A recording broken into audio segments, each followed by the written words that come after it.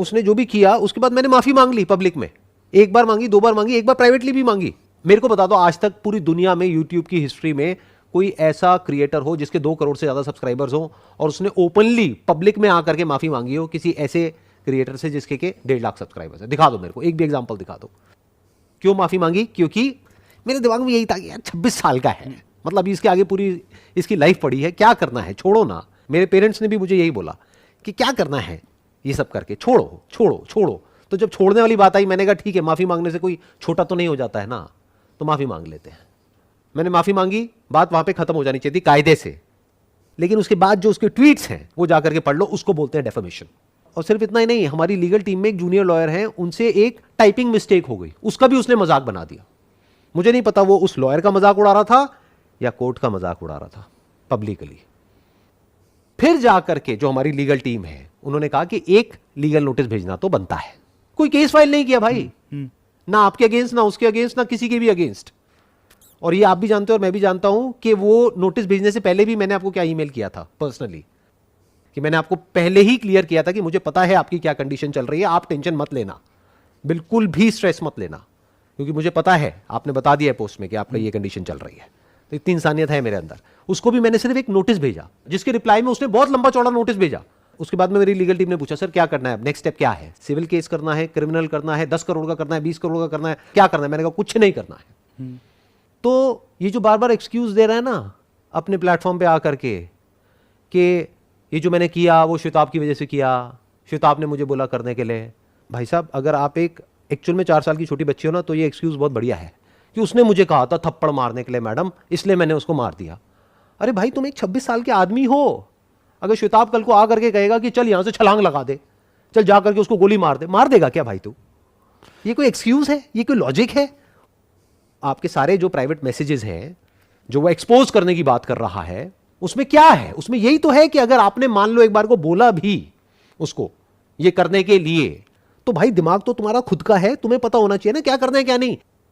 तो मैं बस इतना कह सकता हूं कि मुझे आज भी इस बच्चे की एक्चुअल में परवाह है।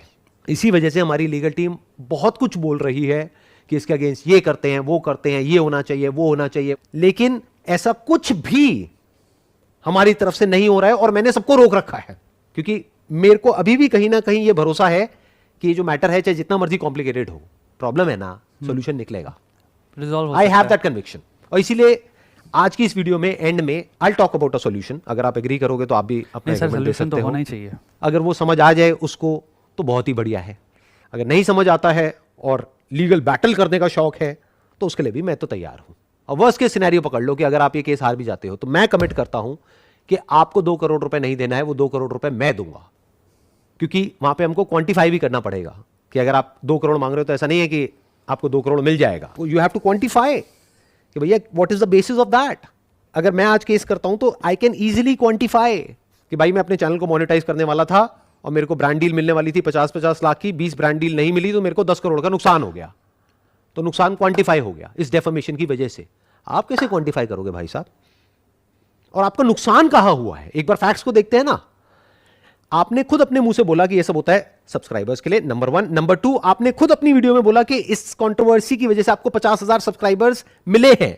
नंबर 3, जो भी वीडियोस इन्होंने बनाई है जहां पे मेरा नाम यूज किया है या मेरी फोटोग्राफ्स यूज करी है या मेरे बारे में है, उन सब के ऊपर अगर आप कलेक्टिव व्यूज देखोगे तो मिलियंस में है।